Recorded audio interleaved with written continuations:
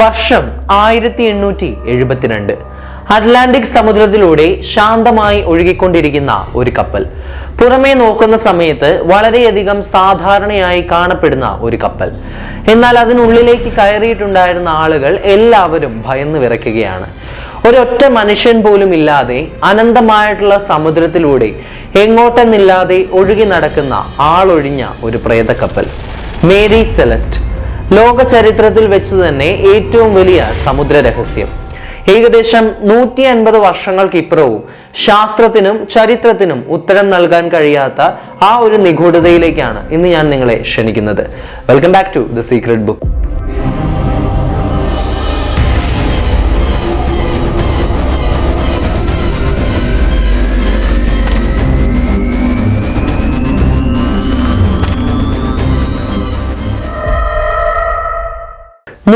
അടി നീളമുള്ള കരുത്തുറ്റ ഒരു ബ്രിഗന്റൈൻ കപ്പലായിരുന്നു മേരി സെലസ്റ്റ് എന്ന് പറയുന്നത്. സാധാരണ ചരക്ക് കപ്പലുകളെ പോലെയുള്ള ഒരു നോർമൽ ആയിട്ടുള്ള ചരക്ക് കപ്പലായിരുന്നില്ല മേരി സെലസ്റ്റ് എന്ന് പറയുന്നത്. സമുദ്രത്തിലെ ഏത് പ്രക്ഷുബ്ധമായിട്ടുള്ള കാലാവസ്ഥയെയും നേരിടാൻ തക്കവണ്ണം നിർമ്മിച്ചിട്ടുണ്ടായിരുന്ന വളരെയധികം പവർഫുൾ ആയിട്ടുള്ള ഒരു കപ്പൽ തന്നെയായിരുന്നു മേരി സെലസ്റ്റ്. അന്നത്തെ കാലത്തെ മികച്ച കപ്പലുകളിൽ ഒന്ന്. എന്നാൽ ആ ഒരു കരുത്തുകൊണ്ട് പോലും ആ ഒരു കപ്പലിനുള്ളിൽ ഉണ്ടായിരുന്ന ജീവനക്കാരെ രക്ഷിക്കാൻ ആ ഒരു കപ്പലിന് സാധിച്ചിട്ടുണ്ടായിരുന്നില്ല. എന്താണ് ആ ഒരു കപ്പലിനുള്ളിൽ ഉണ്ടായിരുന്ന ആളുകൾക്ക് സംഭവിച്ചത്? ക്യാപ്റ്റൻ ബെഞ്ചമിൻ ബ്രിഗ്സ് അനുഭവ സമ്പന്നനായിട്ടുള്ള ഒരു നാവികനായിരുന്നു അദ്ദേഹം. തന്റെ ഭാര്യയെയും 2 വയസ്സുള്ള മകളെയും ഒപ്പം വിശ്വസ്തരായിട്ടുള്ള 7 ജീവനക്കാരെയും വഹിച്ചുകൊണ്ട് ന്യൂയോർക്കിൽ നിന്നും ഇറ്റലിയിലേക്ക് മദ്യവും ചരക്കുമായിട്ട് അവർ യാത്ര തിരിക്കുകയാണ്. കൃത്യമായിട്ടുള്ള പ്ലാനിങ്ങോട് കൂടി തന്നെയായിരുന്നു അവർ യാത്ര ആരംഭിച്ചിട്ടുണ്ടായിരുന്നത്.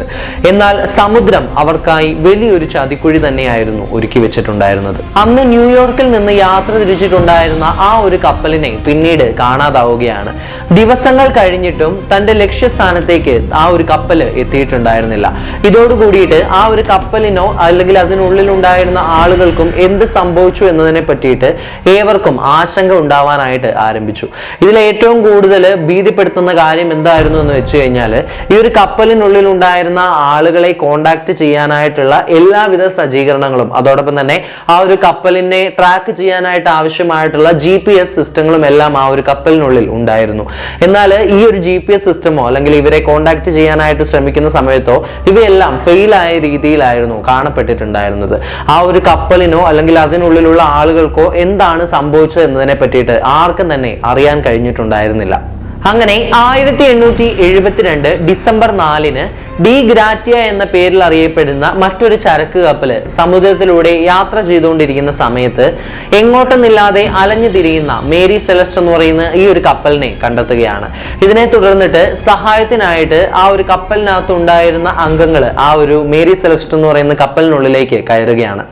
എന്നാൽ അതിനുള്ളിൽ അവർ കണ്ടിട്ടുണ്ടായിരുന്ന കാഴ്ചകൾ എന്ന് പറയുന്നത് അവിശ്വസനീയമായിരുന്നു. ആ ഒരു കപ്പലിന് യാതൊരു വിധത്തിലുള്ള പ്രശ്നങ്ങളും ഇല്ല. ആ ഒരു കപ്പലിനുള്ളിൽ യാതൊരു വിധത്തിലുള്ള ഡാമേജുകളും സംഭവിച്ചിട്ടില്ല. പൂർണ്ണമായിട്ട് യാത്രാ സജ്ജമായിട്ടുള്ള ഒരു കപ്പൽ തന്നെയായിരുന്നു അത്.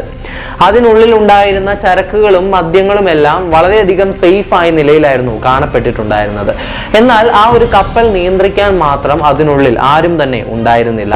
ആ ഒരു കപ്പലിനുള്ളിൽ ഉണ്ടായിരുന്ന ക്യാപ്റ്റനും ജീവനക്കാരും തന്റെ ഭാര്യയും മകളും ആരെയും തന്നെ ആ ഒരു കപ്പലിനുള്ളിൽ കാണാനായിട്ട് ഉണ്ടായിരുന്നില്ല. ആ ഒരു കപ്പലിൽ നിന്ന് ഒരു ലൈഫ് ബോട്ട് മാത്രം മിസ്സായിട്ടുള്ളതായിട്ട് അവർ കണ്ടെത്തുകയുണ്ടായി.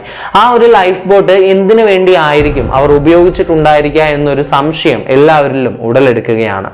ആ ഒരു ലൈഫ് ബോട്ട് സ്വയരക്ഷയ്ക്ക് വേണ്ടിയിട്ടായിരിക്കാം അവർ ഉപയോഗിച്ചിട്ടുണ്ടായിരിക്കുക എന്ന നിഗമനത്തിലേക്ക് ആളുകൾ എത്തിയെങ്കിലും എന്തായിരിക്കും അവർക്ക് സംഭവിച്ചിട്ടുണ്ടാവുക എന്നതിനെ പറ്റിയിട്ട് ആർക്കും തന്നെ കണ്ടെത്താനായിട്ട് കഴിഞ്ഞിട്ടുണ്ടായിരുന്നില്ല. ആ ഒരു കപ്പലിനുള്ളിൽ എല്ലാം തന്നെ നോർമലായ രീതിയിലായിരുന്നു കാണപ്പെട്ടിട്ടുണ്ടായിരുന്നത്.